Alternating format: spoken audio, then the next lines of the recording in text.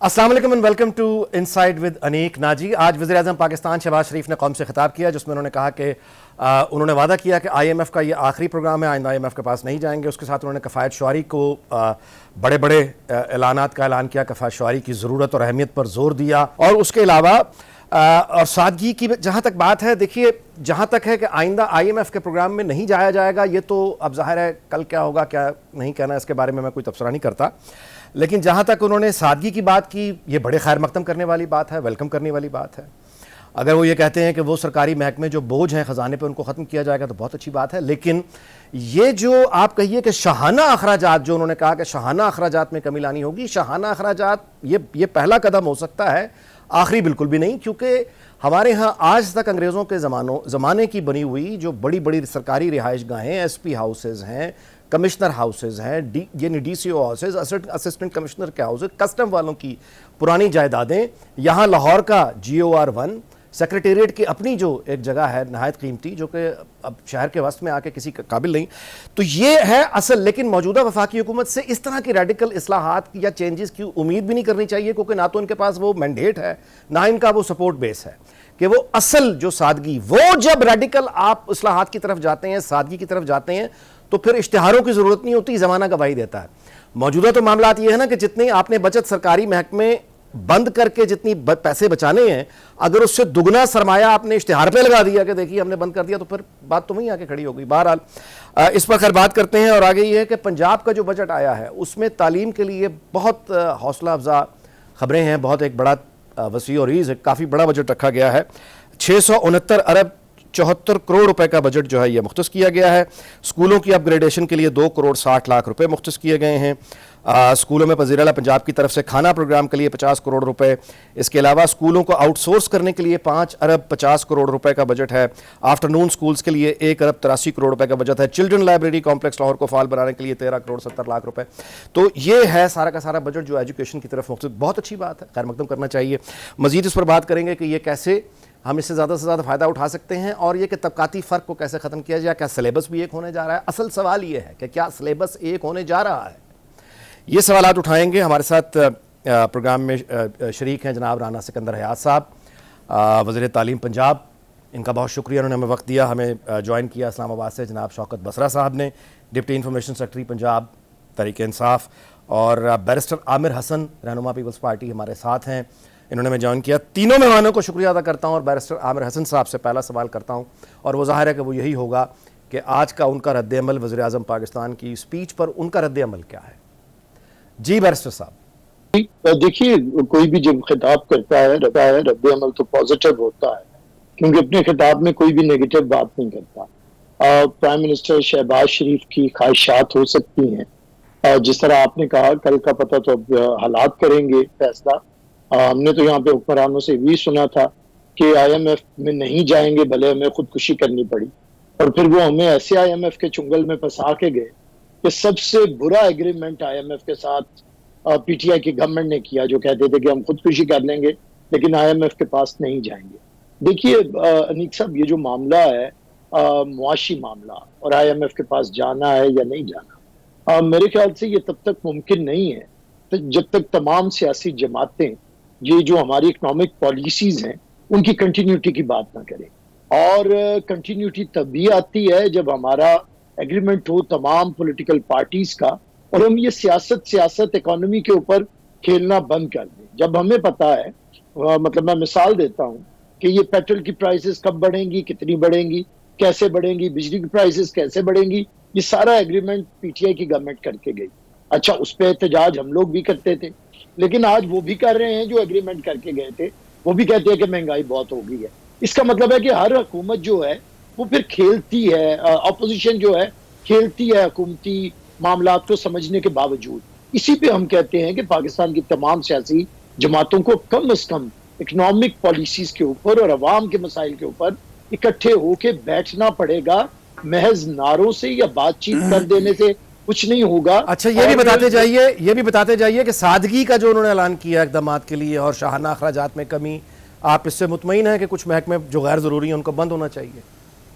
देखिए, ये तो हमारे मंशूर में था। 18 वजारतें हैं जो डिवॉल्व होनी है 18th अमेंडमेंट के तहत, लेकिन मुशावरत का इतना फुकदान है कि वो हुकूमत जो हमारे वोटों पे कायम है, हम ना होते तो शायद वो जो फाशिस्ट निज़ाम था पिछला, वो इन्हें जेलों में रखता। आपको पता है नाजी साहब, क्या मियाँ नवाज शरीफ वतन वापस आ सकते थे?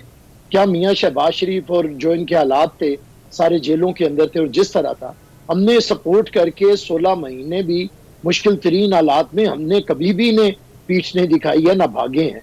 वगरना हमारी हुकूमत 2008 में बनी थी तो पीएमएलएन 3 महीने में हमें छोड़ के भाग गई और हमने पूरा 16 महीने वो गुजारे इनके साथ, और अब बगैर वजारत के। लेकिन क्या इस तरह होता है कि वो हुकूमत जिसकी वजह से आपकी हुकूमत कायम हो, उससे आप बजट के ऊपर बुनियादी मामलात पे भी कोई गुफ्तो शनीद और मुशावरत ना करें? चले वो तो रह गई इत्तेहादी जमात तो एक तरफ, आप दूसरे इदारों के सरबराहों से मिलना फख्र महसूस करते हैं, लेकिन सदर पाकिस्तान से आप मुशावरत ही ना करें। वाह, ये बड़ी आपने जी, वो सदर पाकिस्तान जिसने चाइना के साथ मुआहदे किए, साइन किया, मैं शौकत बसरा साहब की तरफ है, आप चाइना के दौरे से कबल जाते हुए उसे एतमाद में ना ले, उसके साथ ना करें, तो बताइए इसके बाद हम किस तरह इन्हें कहें कि आप ठीक जा रहे हैं? बहुत वैलिड पॉइंट है आपका, ये बिल्कुल राना साहब से इसका जवाब लेंगे, लेकिन पहले शौकत बसरा साहब जी, आपका रद्द-ए-अमल क्या होगा जी वज़ीर आज़म की तकरीर पर? और बरसा साहब ने जो कुछ फरमाया आपने सुना ही होगा, अगर उस पर आपको रद्द-ए-अमल देना चाहें तो please go ahead. Aneeq Naji साहब, कौन सा वज़ीर आज़म, कौन सा बजट, कौन सी इकानमी, कौन 17 सीटों से पाकिस्तान में वज़ीर आज़म बनता है? पाकिस्तान की अवाम एक तरफ खड़ी है, ये इदारे एक तरफ खड़े हैं, तो जो लोग मसाइल की वजह हैं वो इस वक्त जालसाजी के साथ कोई गवर्नर बन गया है, कोई वज़ीर आला बन गया है, कोई वज़ीर आज़म बन गया है, कोई सदर बन गया है, तो मुझे बताइए मसाइल किस तरह हल होंगे? अवाम तो ये समझती है कि पाकिस्तान में ये 76 साल हो गए पाकिस्तान को आज़ाद हुए, या यहाँ पे आमरीत रही या इन दोनों पार्टियां ने बारी लगाई थी, हूँ तेरी बारी हूँ साड़ी बारी। तो ये तो मसाइल का ये हिस्सा है। और दूसरी तरफ देखिए कि अगर पाकिस्तान में अवाम गरीब से गरीब तर हो रही है, तो ये बताएं इनके पास कौन सी गिद्दड़ संगी थी? ये अमीर से अमीर तर हो गए हैं, इनकी जायदादें दुनिया के हर मुल्क के अंदर हैं। आज अभी 50,000 वाले की अब सिम बंद कर रहे हैं, और दुबई में अभी 11 खरब की जायदादें आई हैं। बताएं उसमें क्या तहकीक तफ्तीश हुई है? पूछा कि किस जनरल की जायदाद कहाँ से निकली है, मियाँ नवाज शरीफ साहब की कहाँ निकली है? और फिर आप दुनिया का कोई कोना देख लें, एवन फील्ड देख लें, स्विट्जरलैंड देख लें, सो इनसे इनकी वो एक सुना होगा, उन्हें कहा कामनू छड़ साड़ियाँ आउनियाँ जानियाँ वेख। मियाँ शहबाज शरीफ साहब, अच्छी बात निकली आमिर भाई के मुँह से कि वो उनसे मिलते हैं जो जिनसे वो, आमिर भाई आपको नहीं पता, वो लेकर आए हैं ना। अब स्टैब्लिशमेंट ने तो मुसल्लत किया है, ये तो सब हारे हुए थे। अगर देखें ना, मियाँ नवाज शरीफ इनका स्टॉलवर्ड है, और कहा था जी मियाँ जी दुआवेगा लग पता जाएगा। अगर मियाँ साहब हार गए हैं, मरियम बीबी हार गए, तो जीता कौन है? तो ये तो एक शो पीस है, वो फोटो शूट करवा लें, तकरीरें करवा लें, और मुझे यकीन माने मेरा ना हादसा निकल जाता है। ओ भाई, आप लोग छठी छठी 7वीं बारी ले रहे हैं, आप तो यूं बातें कर रहे हैं जैसे शायद पहली दफ़ा आप पाकिस्तान में इक़्तिदार में हैं। इसलिए इनसे कोई तवक्को नहीं है, अवाम मायूस हैं, अवाम के ऊपर इन लोगों ने, आप अंदाज़ा कीजिए, मैं बार बार कहता हूँ कि इनको तो ये अंदाज़ा नहीं है कि आप लोग, चूँकि आपको एहसास ही नहीं है कि महंगाई कहाँ चली गई है, बेरोज़गारी कहाँ चली गई है, और नारे किस तरह मारते हैं। इतने इतने इश्तिहारात अखबारों में, अवाम के पैसे से जो अखबारें छपती हैं उनमें दे रहे हैं। इसलिए अनीक नाजी साहब, आप इनको बहुत पुराना जानते हैं, छोड़ें, डोंट टेक देम सीरियस। ये ना अवाम के मुंतखब नुमाइंदे हैं, अवाम ना इनको मानती है, ये सब लोग एक अरेंजमेंट के जरिए आए हैं और बातें क्या बड़ी बड़ी कर रहे हैं। ओ भाई, आपका इन्वेस्टर अपना मुल्क से भाग रहा है, यहाँ से सारी इंडस्ट्री शिफ्ट हो गई है। ओके, मेरा ख्याल है कि यू मेड योर पॉइंट, आपका रद्द-ए-अमल मिल गया शहबाज शरीफ साहब की तकरीर पे। जी राना साहब, मेरा ख्याल है कि अभी तो आपको काफी कुछ, आमिर साहब का भी मेरा ख्याल है शायद को रिस्पॉन्ड करेंगे, आप शौकत बसरा साहब को भी करेंगे, वो आप कर लीजिए, उसके बाद फिर मैं स्कूल्स पे आता हूँ। जी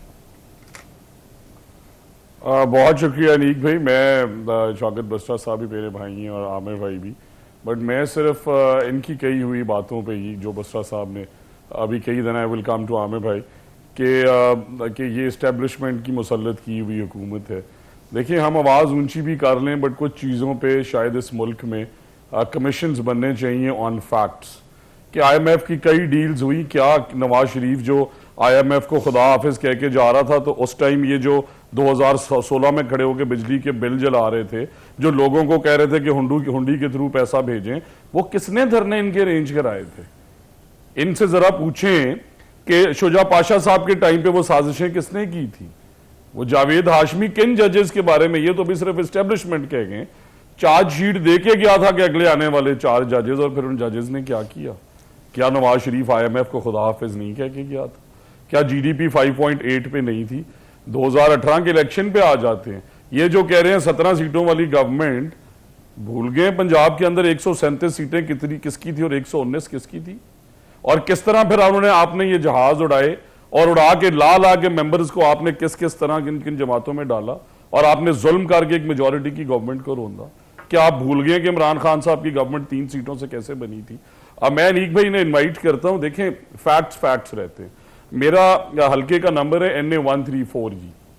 2018 के इलेक्शन में 1,26,400 वोट हमारे, 1,26,600 दे के PTI के इनके MNA को मुसल्लत किया गया, तब 15,000 वोट्स रिजेक्टेड थे, और तब साकिब, और रूल है अंडर 5% रीकाउंट होगा। साकिब निसार साहब ने कहा क्या आप इमरान खान को वजीर आजम नहीं बनने देना चाहते? तो वो 2018 के इलेक्शन पे आए, मेरे साथ शौकत साहब बैठे, मेरे भी राइट्स थे तब जो इन लोगों ने इस जुल्म से खत्म किए।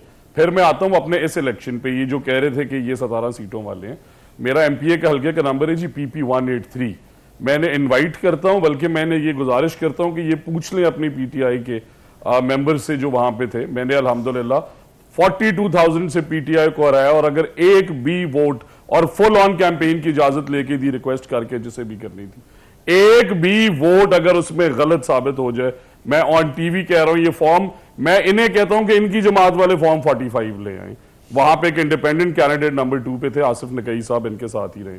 तो इसलिए प्लीज हमें यह बताना बंद करें कि पॉलिटिक्स की मोरालिटी क्या है और किन किन जमातों में कौन कितनी कितनी देर रहा है। ये सारी चीजें हमें ये बताती हैं कि हम अभी भी नॉन सीरियस इनके MPAs। So in the provincial assembly there is a comparatively better framework Aneeq भाई। अच्छा, अब जरा वो बैरिस्टर साहब का भी सवाल का अगर आप जवाब देना चाहें। हमने 4-4 घंटे, जी मैं आपको बताता हूं कि हमने ये जो आप that will address the second question जो आमिर भाई ने कहा कि फेडरल गवर्नमेंट में लैक ऑफ कोऑर्डिनेशन होगा। I want to speak about my provincial government. हमने 3 दिन पहले भी मैंने और हैदर गिलानी साहब ने और PTI के ऑपोजिशन लीडर और अकील ने 4 घंटे का असेंबली के रूल्स ऑफ बिजनेस पे सेशन किया, सबने इकट्ठे बैठ के, on how we can actually take Punjab forward.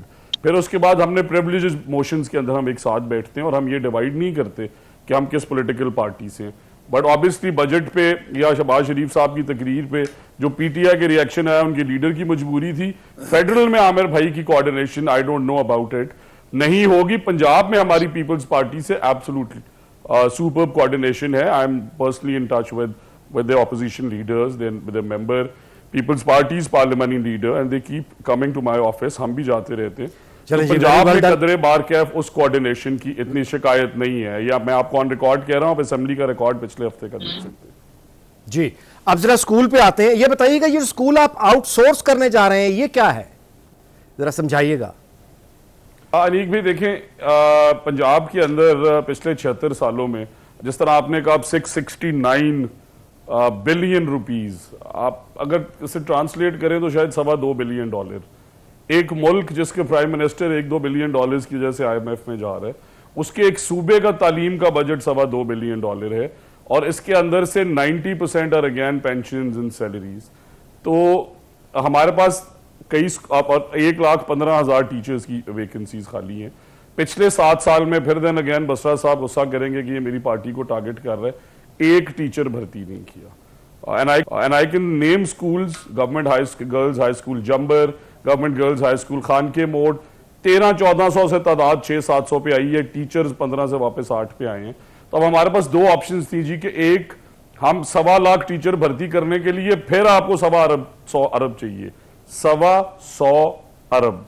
सिर्फ एक चीज एड्रेस करनी है अभी, उसके अलावा मिसिंग फैसिलिटीज हैं, पिछले टीचर्स की पेज की इंक्रीमेंट जिस तरह भी 25% सरकार ने की, या आपने और फैसिलिटीज ऐड करनी है और स्कूल्स अपग्रेड करने हैं, तो वो आप सोचें कि ना 300-400 अरब और है, और ना ही मेरे बिकॉज आउटसोर्स क्या करेंगे अगर आप $2.25 बिलियन लगा के जी। अब हमने इसमें क्राइटेरिया बनाया जी कि हमने 50 से कम जहां बच्चे हैं और 30-30, 40-40, 60-60 साल से स्कूल चल रहे हैं, या जहां पे 0 टीचर हैं पहले फेज में, दूसरे फेज में जहां 100 से कम बच्चे हैं और 1 या 2 टीचर्स हैं। सो नाउ इमेजिन कि 8 या 10 की जगह 2 टीचर पढ़ा रहे हैं, एक पढ़ा रहा है, ये है ही नहीं टीचर। और ये जो नहीं है टीचर, ये 1-2 स्कूल्स नहीं है अनीक भाई, आयरनी ये है कि ये कई 100 हैं, तो गालिबन 600 या 800 टाइप नंबर होगा। तो ये स्कूल कहाँ चल रहे हैं? टीचर के बगैर कौन सा स्कूल चलता है? तो उसमें हमने एक स्मार्ट मॉडल इंट्रोड्यूस कराया कि वो यंगस्टर्स जिनके पास डिग्रीज हैं, जिनके पास स्कूल चलाने का एक्सपीरियंस है, और एक मास्टर्स की डिग्री, 2 बैचलर्स की, then retired individuals, for example Mushtaq Sukhera sahab, former IG, he contacted me कि मेरे गांव का स्कूल मुझे दे दे। Third is the natives initiative, जिसमें अल्हम्दुलिल्लाह चकवाल, साहिवाल, कई जगह जो पाकिस्तानी बाहर बैठे हैं, God is been kind to them, they are adopting their own schools, उसमें अपने टीचर्स निकालेंगे, अपने पर्सपेक्टिव में लाएंगे। जो बार कैफ बाकी स्कूल्स हैं, इसमें हमने 4-5 मॉडल्स दिए, उनमें हमारा कहना यह है कि हम 800 से 1500 रुपए के दरमियान पर चाइल्ड सब्सिडी देंगे ईएमओ को, मॉनिटर हम करेंगे, स्कूल हमारा है, हमने एग्जाम्स, असेसमेंट, सारी चीजें देखनी है, बट चलाने के लिए, क्योंकि 3.5 लाख टीचर्स से अगर ये निज़ाम नहीं चल रहा तो कुछ और बेहतर, और कुछ लर्निंग आउटकम्स बेहतर हैं जो पहले स्कूल दिए गए 2016 में। 50% बहुत वर्स हुए, बट 50% अच्छे हुए। तो जिन्होंने अच्छे किए उनसे हम ऑन बोर्ड उन्हें ले रहे हैं। पहले फेज में 5000 स्कूल्स की हमने जो एडवर्टाइजमेंट दी, उसमें 41,000 एप्लीकेशंस आई हैं। Honestly I am monitoring everything, we are giving it to the best people. अच्छा, आखिरी पार्ट, इससे हुआ क्या? 20,000 टीचर्स हम यहां से उठा के जहां शॉर्टेज है वहां ले जा रहे हैं, जो इन स्कूल्स में थे। इन स्कूल्स में 40,000 टीचर्स और चाहिए थे जो अब नहीं चाहिए। तो we address the teachers shortage by 50%। We've given the young people in villages, हमने उन्हें अपॉर्चुनिटी दी है कि प्लीज आए, अपनी केस स्टडी लाएं कि मैंने ये कंपनी स्कूल चलाया 3 साल 5 साल, और आपको उसके अगेंस्ट जायज रोजगार भी मिलेगा, और उसमें हमने केपीआई पे पेमेंट बेस की है। तो आप बच्चे 100 से 200 करें, यू गेट अनदर एडिशनल 100 पर किड। आप एक स्कूल के अंदर लाइब्रेरी ऐड करें, another 100, computer lab another 100, elementary पे चले गए अनदर 100। सो अगेंस्ट परफॉर्मेंस, जबकि पहले सीधा 700 दिया जा रहा है, और उसमें ना गलत सही की तफरीक है, ना आप क्वालिटी एजुकेशन पे काम कर रहे हैं, और इसमें हमने एडटेक स्कूल्स भी दिए हैं। So schools that will only be run on technology, और उस पर तालीमाबाद और नेट सोल और बहुत सारे इदारों ने अपना इंटरेस्ट शो किया है। जी बैरिस्टर साहब, ये स्कूल्स दे दें। जी बहुत शुक्रिया राणा साहब, आपने बड़ा तफसीली। अनीक भाई अकेले आपका और राणा साहब का अकेले प्रोग्राम करना नहीं, बैरिस्टर साहब आइए, बिल्कुल बिल्कुल बिस्मिल्लाह। आप इस पे, मैंने असल में पहले उन्होंने रद्द-ए-अमल दी, आप दोनों के सवाल के, फिर स्कूल्स के बारे में बताया, अब इस पे रद्द-ए-अमल आप देंगे ना? जी बैरिस्टर साहब। ओके ओके, जी बैरिस्टर साहब। जी, पहली बात यह है, मैं सिकंदर भाई की जितनी भी बातें हैं, हम लोग पीपल्स पार्टी कोई क्रिटिसाइज उस तरह नहीं कर रही। हम चाहते हैं कि गवर्नमेंट कामयाब हो। बड़ी मुश्किल से हमने इस निज़ाम की स्टेबिलिटी के लिए हम लोग इकट्ठा हुए हैं, और हमने इन्हें गैर मशरूत जो सपोर्ट किया है वो इसीलिए किया है कि पाकिस्तान मुतहम्मिल नहीं हो सकता कि हम पॉलिटिकल पोलराइजेशन में जाएं और इल्ज़ाम तराशी करें। मैं सिकंदर भाई की नेक नीयती पे मुझे कोई शक नहीं है। मुझे एक खातून वज़ीर आला के मुंतखब होने पे खुशी भी है और फख्र भी है कि पंजाब में एक खातून वज़ीर आला आई है। बहुत खूब। लेकिन उसके साथ साथ मैं इनसे ये भी तवक्को रखता हूँ कि मुशावरत बढ़नी चाहिए। चले, मैं एक अच्छे तरीके से सवाल रखता हूँ सिकंदर भाई की खिदमत में कि क्या आईनी सरबराह गवर्नर है? क्या वज़ीर आला ने एक दफा कॉल ऑन किया है गवर्नर को जाके उनके साथ? उनकी इत्तेहादी हुकूमत का है, पॉलिसीज क्या होंगी, बजट कैसे होगा, या वैसे क्या हमारी पॉलिसीज होंगी? क्या उस पर कॉल ऑन किया है? नहीं किया। फिर एक मामले पे जो कि एक नेक नियति का मामला था, कि इज्जत का जो कानून आया है, बिल आया है, उस पे हमने सहाफियों के तहफ़्फ़ुज़ात थे। अब सहाफी आपकी जुबान होते हैं आपके समाज में, उनके तहफ़्फ़ुज़ात थे। गवर्नर साहब ने अपना आईनी रोल अदा किया। उन्होंने कहा कि मैं गवर्नमेंट को कहूंगा कि वो इसे आपकी मुशावरत से ठीक करे। लेकिन इन्होंने क्या किया कि गवर्नर साहब को भी बाईपास किया। पहले से गवर्नमेंट को पता था कि उनके बाहर जाने का प्रोग्राम है, जिसपे हम सियासी तौर पे सीख पा हैं इस बात पे कि एक गवर्नर ने इनको फैसिलिटेट करने की कोशिश की कि बड़े तबके के साथ लड़ाई ना बने। ये तकरीबन वही बात है जो आपने पहले भी कही वफाक के हवाले से कि मुशावरत की कमी मुझे वही मैं कहना चाह रहा हूँ कि मुशावरत की कमी है। उसी आप अगर असेंबली के रूल्स बनाने में इकट्ठे बैठते हैं तो उससे ये ना समझिए कि इत्तेहादी हुकूमत के साथ आपकी मुशावरत होगी। असेंबली के रूल्स बनाने के लिए बात हो रहा है। मैं गवर्नमेंट के मामला की बात कर रहा हूँ, मैं गवर्नेंस की बात कर रहा हूँ। और गवर्नेंस, जिस तरह आपने भी सवाल उठाया गवर्नेंस ये नहीं होती कि मैं 2 तकरीरें झाड़ दूं। मेरी ख्वाहिश हो, किसी की तकरीर थी कि गवर्नर हाउस लाइब्रेरियां बन जाएंगी और जी। प्राइम मिनिस्टर हाउस यूनिवर्सिटी बन जाएगी, चीफ मिनिस्टर हाउस क्या बन गए थे? नहीं बने थे। असल में बात यह है कि जब तक आप इन चीजों के ऊपर, आपने ये सवाल उठाया, हमारा असल जो खाने का मामला है या गवर्नेंस में सबसे ज्यादा खर्चा है, वो तो आपकी ब्यूरोक्रेसी है। ब्यूरोक्रेसी बिल्कुल। ने जो हाल कर दिया इस मुल्क का, जी। उसके कोई भी नकेल डालने के लिए तैयार नहीं, या उसे थोड़ा सा बैलेंस करने के लिए भी तैयार नहीं है। पहली बात। दूसरी बात यह है, मैं फिर कहूंगा कि हम लोगों की जो बात हो सकती है पीएमएलएन के साथ, हम इश्यूज पे डिफरेंसेस हो सकते हैं, लेकिन पीटीआई उससे अपने वो ना लुच ना तुले ना उसमें। अब मेरा ख्याल है कि बसरा ना साहब उसे को दावत तुलना देते हैं कि चाहिए। वो ज़ाहिर ख्याल एक करें बात इससे सिर्फ पहले एक कि बात- वो एक एक नया बात करनी है, एलिगेशन आ जाए। जी बसरा बसरा साहब, जी बसरा साहब, यू सिर्फ एक मेड योर बात मुझे पॉइंट सर। करनी है। बसरा साहब ने जो कहा ना कि सदर अनीक वजीर भाई- आजम कहां से आगे, वो लोगों के वोटों से आए हैं। ऑल राइट, अनीक भाई- ऑल राइट। जी जी बसरा साहब, अच्छा अच्छा, अनीक All भाई, yours, मैं अगर तो खामोश आपने हूं। ब्रेक पे जाना है तो हुआ है, क्योंकि मुझे उतना मैं नहीं टाइम जा रहा दीजिएगा ब्रेक पे। जितना दोनों को दिया, क्योंकि दोनों ये एक हैं जी, इतना टाइम है अभी।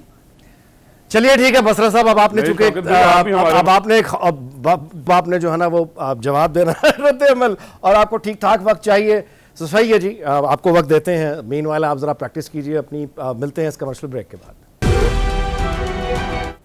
जी वेलकम बैक। मैं बगैर कोई वक्त ज़ाया किए सीधा गुजारिश करता हूँ शौकत बसरा साहब से कि वो अपने सीने में जो कुछ छुपाए बैठे हैं बड़ी देर से बैरिस्टर साहब को और राना साहब को, उन्होंने जब आप बात देने हैं तो वो मेरा ख्याल यही वक्त है। जी शौकत बसरा साहब फरमाइए।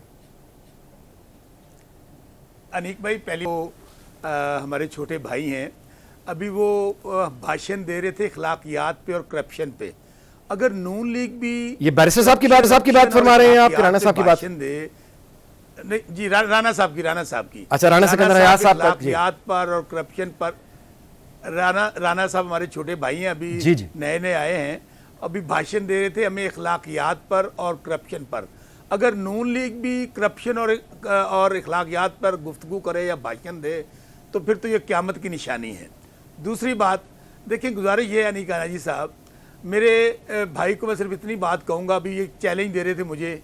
देखें मियाँ नवाज शरीफ साहब, मरियम बीबी, मैं सिर्फ इनकी बात कर लेता हूँ, डिप्टी स्पीकर पंजाब असम्बली और स्पीकर पंजाब असम्बली, चारों हैं ना आपके।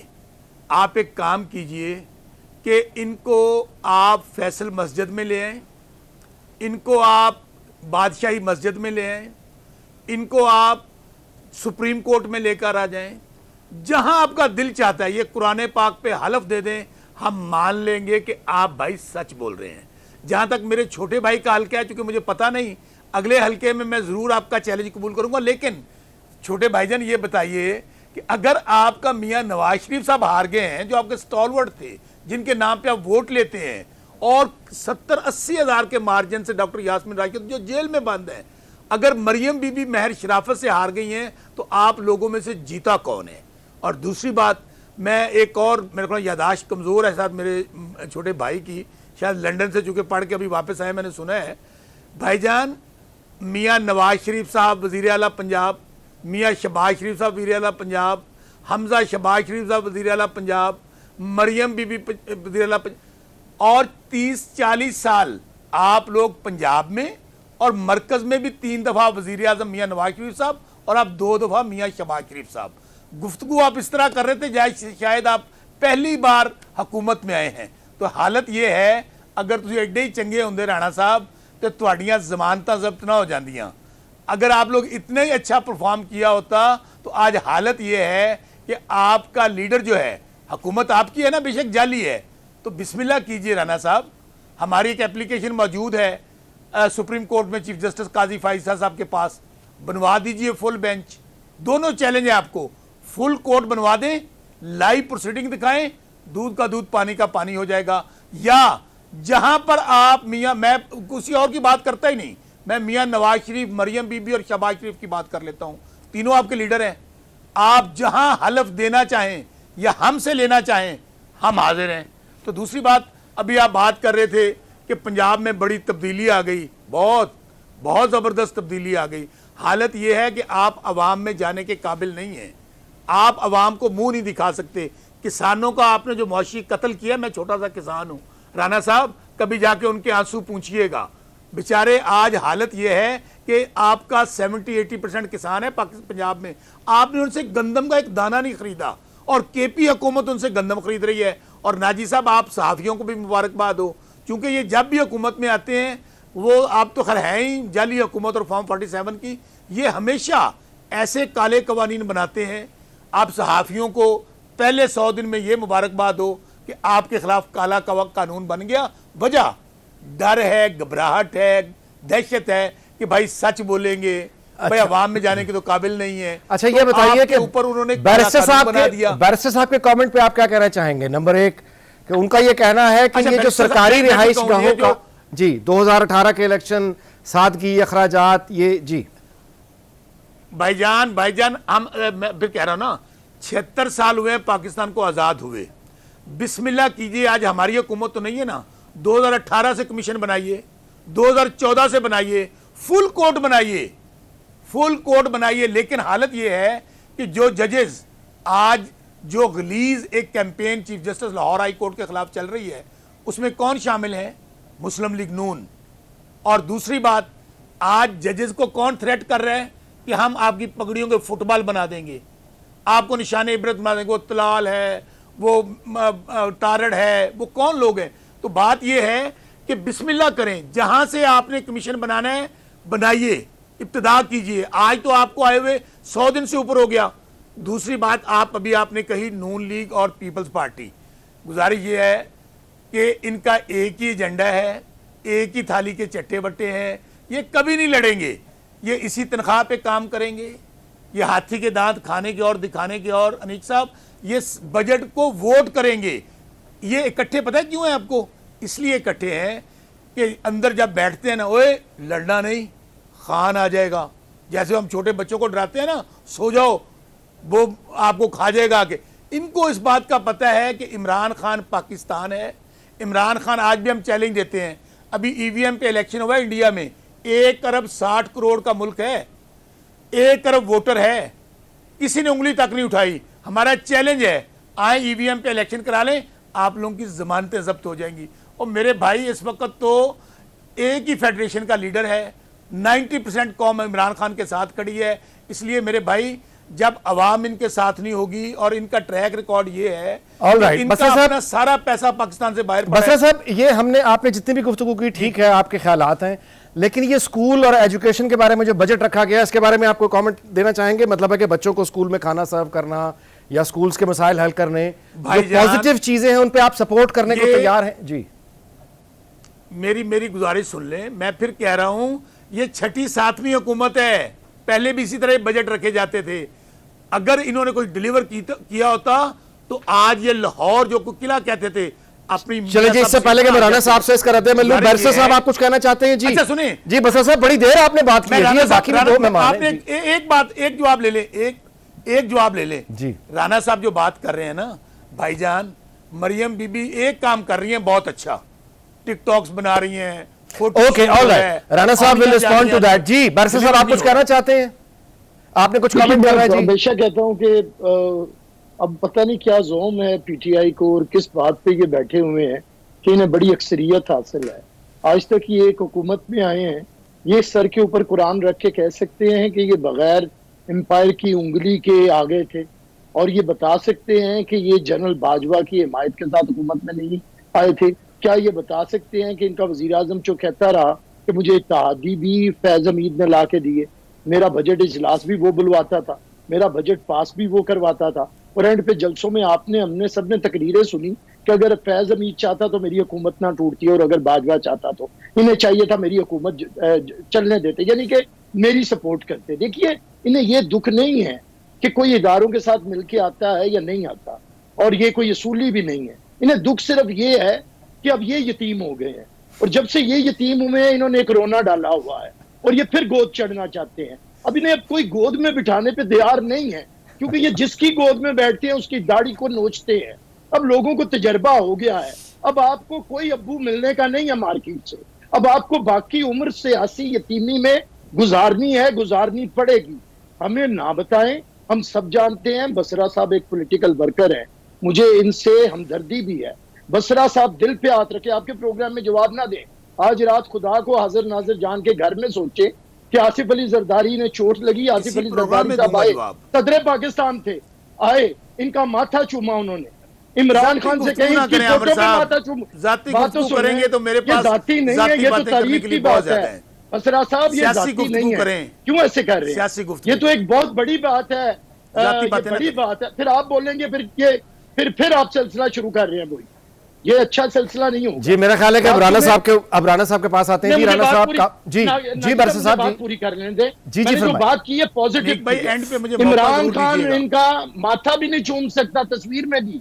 ये भी देखें कि किसी ने अच्छा सलूक किया हो तो उसके साथ, अब ये ताने दे रहे हैं, आपने बता दिया जी, आपने कह दिया 75 साल से तो ये हुकूमत में रहे हैं। मैं तो पीपल्स पार्टी पे कभी हुकूमत में शामिल नहीं था। बसरा साहब उधर से भी मजे लेके आ गए हैं, सारे मजे लेके अब फिर नवे नकोर और कुबारे बन के बैठे। चलिए ओके जी राना साहब आप क्या रिस्पॉन्ड करेंगे जी? अभी इतनी गुफ्तगू हुई है सारी, इस पे आप क्या रिस्पॉन्ड करना चाहेंगे राना साहब? Thank you very much Aamir भाई। मैं पहले तो आई एम वेरी ग्रेटफुल कि इन्होंने जो राना साहब मेरा चैलेंज कबूल करना है अब आपने। भाई देखें, आप प्यारे भाई हैं। जी बस मेरी गुजारिश जी राना साहब मेरे भी बड़े भाई हैं। अब मैं आपको अगर आपको पीपल्स पार्टी के दौर की आपकी तकरीरें सुना दूं ना, अब मैं तब कदरे पॉलिटिक्स में जूनियर था, आपने सही कहा कि मैं अभी आया हूं। आप अगर यकीन माने कि मुझे अभी इसी प्रोग्राम में 5 मिनट दें कि मैं बसरा साहब की 2008 की 7 की 9 की 12 की वो तकरीरें, चैलेंज का जवाब नहीं देना। मेरी आप देखें, मेरी बात तो कर रहे थे ना बसरा साहब, ये देखें ना, फाउल ना करो बसरा साहब, फाउल तो ना करो ना, बोलन दो जी। नहीं लेफ्ट राइट नहीं, मेरी 2 गुजारिशात सुन लें, 2 गुजारिशात। अनीक भाई, एक तो जिस तरह इनके लीडर इमरान खान साहब से सवाल करो ना एक और वो जवाब देते हैं दूसरा। आपने सवाल किया था कि जो शहबाज शरीफ साहब की तकरीर है उस पर इनकी क्या राय है, और जो मिनिस्टर एजुकेशन पे स्टैट्स दिए उस पर आप बताना चाहेंगे। इन्होंने मुझे कहना शुरू कर दिया कि मैं लंदन से अभी पढ़ के आया हूं। मैं अभी पढ़ के नहीं आया सर, मैं 2009 में कनाडा से पढ़ के आया था। इन्होंने कहा मिनिस्टर साहब ने एक लंबी तफसील बताई पंजाब गवर्नमेंट की कि उन्होंने ये कारकर्दगी दिखाई, हमने तो वो बात डिस्कस ही नहीं की। अनीक भाई ने तो एजुकेशन और प्राइम मिनिस्टर साहब 2 चीजों पे। तो आप अगर ये सियासी तकरीरें अपने लीडर की तरह करना चाहते हैं 100 दफा करें। मुझे कभी कभी तरस भी आता है कि किस तरह इतनी दीदा दिलेरी से कभी आसिफ जरदारी साहब की सिफतें करते हैं, कभी बेनज़ीर भुट्टो को अल्लाह ताला उनकी मगफरत करे उनकी करते थे, उसी तरह इमरान खान की करते हैं। फैक्ट्स बार कैफ ये हैं। ऊंचा बोलने से ये कह रहे हैं कि मैं राना साहब के हल्के को, राना साहब के हल्के में आप तशरीफ लाएं, मैं आपको इनवाइट करता हूं। आप कह रहे हैं कि ये बाहर नहीं निकल सकते, अभी मेरे से टाइम डिसाइड करें। आप कह रहे हैं ये हलफ दे, मैं देता हूं कि अगर आपने कहा स्पीकर मेरे जिले का है मलिक अहमद खान, मैं ऑन ओथ अभी हलफ देता हूं। मेरी चीफ मिनिस्टर मरियम नवाज शरीफ, मैं ऑन ओथ। और शहबाज सर, अब मुझे बात तो करने देना। मैं आपकी बात में बोला हूं जी, मैं अब आपकी बात में बोला हूं। आप देख लें कि आप इतने मजे हुए पॉलिटिकल वर्कर हैं, बट एक नए पार्लियामेंटेरियन को पता है कि अखलाकियात टीवी पे बात करने की क्या है। आप कभी उन्हें टोकते हैं, कभी ऊंचा कहने से बात आपकी सवाल उन्होंने आपसे तालीम पे की है, जवाब आप इमरान खान की तकरीर और नवाज शरीफ की करप्शन का दे रहे हैं। आप लोगों के पास नारा ही एक ये रह गया कि ये चोर थे। क्या आपने कभी ये बताया कि 1970 में स्टील मिलें थी उसके दादे की वहां पे? क्या आपने कभी इस चीज के बारे में सोचा है कि आप अपने आप से यह सवाल करें कि उस्मान बुज़दार की जो 4 साल की करप्शन की दास्तान है, आप मुंह दिखा सकते हैं किसी को भावनगर के अंदर जाके? क्या आपने अपने आप से कभी सवाल किया है कि आप आज जर्नलिस्ट को लेक्चर दे रहे हैं? किसने मतीउल्लाह जान को उठाया था और क्या किया गया जर्नलिस्ट के साथ पीटीआई की गवर्नमेंट में? क्या आप ये कुरान पे हलफ दे सकते हैं कि तारिक कादरी को कौन इस मुल्क में लेके आया? किसने लब्बैक या रसूलुल्लाह के साथ जाके इस मुल्क के वान, किसने कहा था कि चाइनीज प्रेसिडेंट नहीं आएगा? किसने कहा था कि इस मुल्क में बिजली के बिल फाड़ो? किसने कहा था कि एम्पायर की उंगली खड़ा होने वाली है? और आमिर भाई ने जो बात की, क्या खूबसूरत बात है। क्या हलफ दे सकते हैं? जी बसरा साहब, इस चैलेंज के बारे में कुछ कहना चाहेंगे आप? क्या समझते हैं किसी आप अनपढ़ आदमी से बात कर रहे हैं, किसे आईना दिखाना चाहते हैं? आज फाइज ईसा आपको याद आ रहा है, आप भूल गए कि आपने उस फाइज ईसा को और उस टाइम खत्म हो जाएगा। चलिए जी, मेरे ख्याल टाइम खत्म हो गया। मैं तीनों मेहमानों का बहुत बहुत शुक्रिया अदा करता हूँ। राना साहब ने बड़े कहिए आप इस बात में शो का अख्ताम किया और बड़े पुरजोर अंदाज में अपनी बात को पहुँचाया। शौकत बसरा साहब, बैरिस्टर आमिर हसन साहब, दोनों ने बहुत अच्छी गुफ्तगू की। तीनों मेहमानों को बहुत बहुत शुक्रिया अदा करता हूँ, उन्होंने हमें वक्त दिया। और आखिर में इतनी गुजारिश कि बरतानिया में भी आजकल इलेक्शन हो रहे हैं और वहाँ की जो सियासी जमातें हैं उनके एक मौजू आपको बताता जाता हूँ कि लेबर पार्टी जो आइंदा वहाँ हुकूमत बनाने जा रही है, उनकी पॉलिसी ये है कि हम 16 साल तक के बच्चों पर हर तरह की एनर्जी ड्रिंक्स खरीदने पर पाबंदी लगा देंगे, क्योंकि हम ये नहीं बर्दाश्त कर सकते कि हमारी कौम के बच्चों के दांत खराब हों। वो एक खुशहाल मुल्क है, वहाँ पे सियासी इशूज़ देख लीजिए, हमारे सियासी इशूज़ क्या हैं उन पे भी गौर कर लीजिए। बहरहाल इस दुआ के साथ कि अल्लाह ताला पाकिस्तान को शाद और आबाद रखे। कल शब आपसे 10 बजे दोबारा मुलाकात होगी पब्लिक न्यूज़ पर। अपना बहुत ख्याल रखिएगा। अल्लाह हाफिज़।